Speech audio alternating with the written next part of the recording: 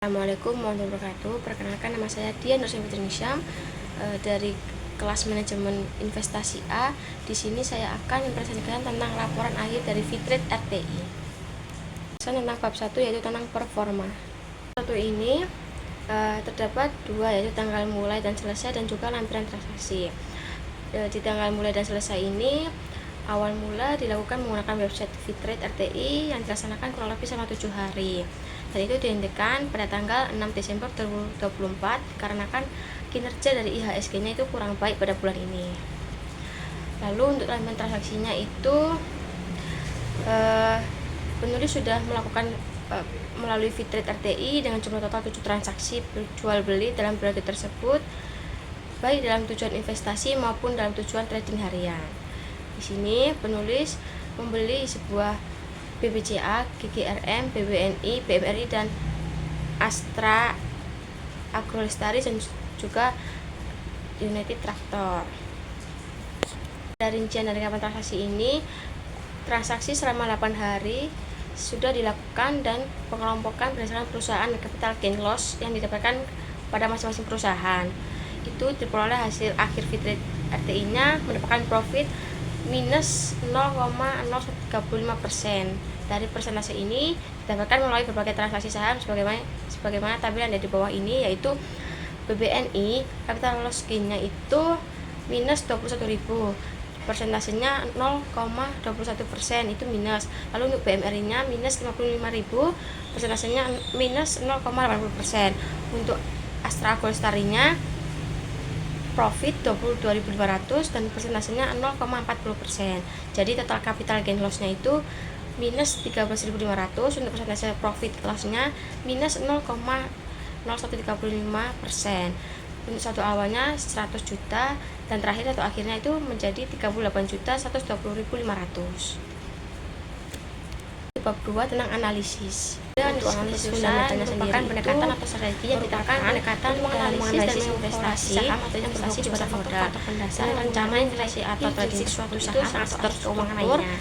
Investor dapat memaksimalkan potensi keuntungan yang diperoleh keuangan perusahaan dalam melakukan simulasi transaksi ini dan juga menggabungkan beberapa metode analisis untuk meraih profit dan mengurangi risiko kerugian, yaitu analisis fundamental, aset, utang, dan aliran kas.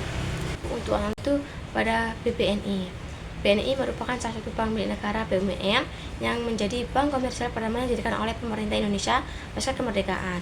Ini didirikan pada tanggal 5 Juli 1946, yang awalnya BNI ini berperan sebagai bank sentral sebelum bertransformasi menjadi bank komersial.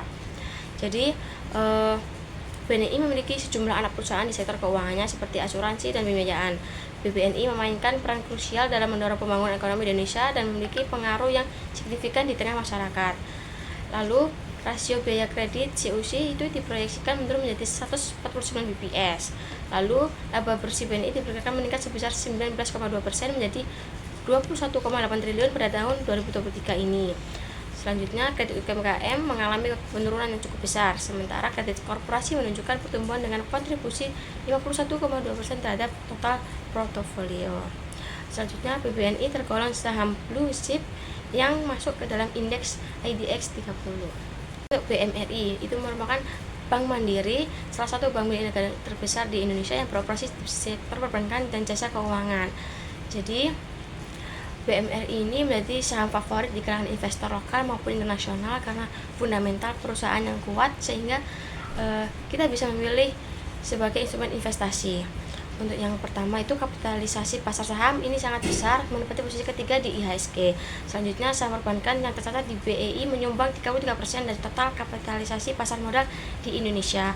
Selanjutnya BMRI termasuk saham blue chip yang masuk ke dalam indeks IDX 30 dan LQ45. Selanjutnya itu rasio non performing loan atau NPL pada tahun 2023 berada di angka 1,02%, menurun dari 2,81% dan di 2021 dan 1,8% di tahun 2022. Selanjutnya, sebagai satu BUMN terbesar, BMRI dikuasai oleh pemerintah sehingga memiliki rasio kebangkrutan yang rendah. Astra Agrolestari ini merupakan perusahaan perkebunan terbesar di Indonesia yang beroperasi di sektor pertanian dan agroindustri.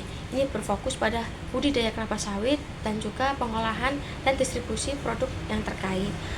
Lalu untuk kerja fundamental perusahaan pada AALI ini Yang pertama, Astra Goldstar ini termasuk saham blue chip yang terdapat di Bursa Efek Indonesia dan kode AALE.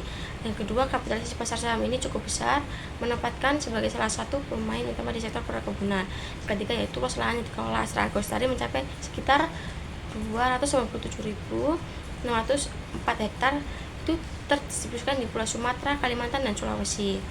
Lalu untuk perusahaan ini juga mendapatkan sertifikat Indonesia Sustainable Palm Oil atau ISPO, menunjukkan komitmennya terhadap keberlanjutan lingkungan. Selanjutnya itu rasio produksi kelapa sawit perusahaan menunjukkan tren positif dengan produksi mencapai lebih dari 1 juta ton pada tahun 2020.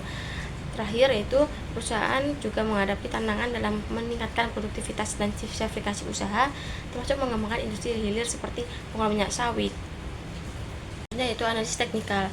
Ini pada BBNI, analisis teknikal saham BBNI per 25 November menunjukkan harga berada di sekitar level Fibonacci retracement 38,2% dengan support utama di 4.725 dan resistance di 5.000 sampai 5.200.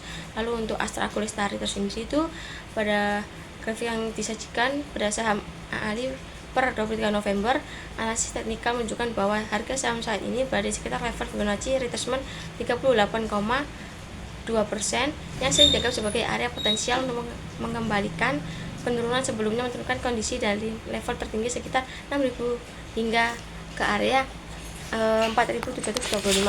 Selanjutnya untuk BMRI tersendiri itu mencapai grafik per 20 November terindikasi pola head and shoulders yang sering kali mengindikasikan kemungkinan pengembalian tren dari bullish menjadi bearish. Pasar itu merupakan lebih merujuk ke pandangan atau persepsi kolektif pelaku pasar seperti investor, trader, atau pelaku bisnis terhadap kondisi pasar tertentu yang dapat mengaruhi pergerakan harga aset atau pasar secara keseluruhan. Di dalam teori keputusan transaksi ini ada beberapa, yaitu yang pertama analisis rasio keuangan, analisis industri, analisis manajemen, analisis makroekonomi, pola grafik teknikal, support resistance, moving average convergence, divergence, relative strength index, dan volume. Bab 3 yaitu tentang evaluasi. Yaitu evaluasi kinerja. Melalui simulasi transaksi selama 1 minggu itu didapatkan hasil capital loss sebesar minus 13.500 yang jika dikonversikan ke dalam persentase itu maka ditulis sebesar minus 0,0135% pada waktu itu. Lalu performa indeks harga saham gabungan itu selama periode simulasi investasi itu mengalami kenaikan sebesar 0,40%. Maka dapat ditarik kesimpulan jika performa transaksi saham yang dilakukan oleh penulis itu tergolong kurang baik karena performa penulis belum berhasil mengalahkan performa indeks atau beat the market dikarenakan kurangnya informasi dari penulis. Selanjutnya tentang evaluasi strategi. Yang pertama itu membuat tujuan investasi dengan jelas. Tujuannya itu investasi atau trading bisa lebih spesifik seperti mencari keuntungan atau belajar melakukan transaksi saham dengan jangka waktu yang lebih pendek sekitar 2 minggu atau kurang. Yang kedua yaitu tentang membuat trading atau investing plan yang detail. Menyusun rencana trading dan investasi sangat penting dikarenakan dengan adanya rencana yang jelas, keuntungan dapat dimaksimalkan dan kerugian dapat diminimalkan. Yang ketiga yaitu fokus pada saham dengan sinyal yang konsisten. Itu pemilihan saham untuk investasi harus tetap fokus pada saham yang menunjukkan bahwa sinyal kuat berdasarkan analisis fundamental, teknikal, dan sentimen pasar. Tentang perpanjangan periode transaksi, itu melakukan transaksi dalam jangka waktu panjang yang sangat singkat seperti 1 minggu seringkali itu meningkatkan risiko terhadap fluktuasi harga harian yang tidak mencerminkan arah pasar yang sebenarnya. Selanjutnya yang terakhir yaitu evaluasi secara berkala. Untuk menilai efektivitas strategi investasi ini sangat penting dikarenakan selalu membandingkan kinerja portofolio dengan IHSG sebagai tolak ukur pasar. Itu evaluasi pengambilan keputusan. Mengambil keputusan dalam transaksi saham itu memang bukan yang sangat mudah dikarenakan keputusan yang salah itu dapat memiliki dampak yang sangat besar.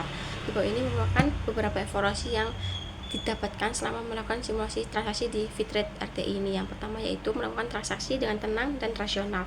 Ini melakukan transaksi saham dengan kepala dingin dan secara rasional itu sangat penting untuk memastikan keputusan yang diambil itu lebih berdasarkan informasi dan menghindari kesalahan yang dapat merugikan. Yang kedua yaitu tentang memilah dan mengolah informasi dari berbagai sumber. Transaksi saham itu terutama dalam jangka waktu pendek, memerlukan perhatian yang lebih detail dan kemampuan untuk merespon perubahan harga dengan cepat, dikarenakan harga saham dapat berfluktuasi drastis dalam hitungan tiap detiknya. Yang ketiga terakhir yaitu memilah dan mengolah informasi dari berbagai sumber.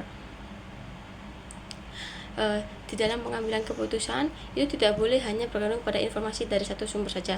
Namun tidak semua informasi yang disampaikan oleh influencer itu atau media sosial bisa dipercaya untuk sepenuhnya. Terima kasih. Dari saya. Wassalamualaikum warahmatullahi wabarakatuh.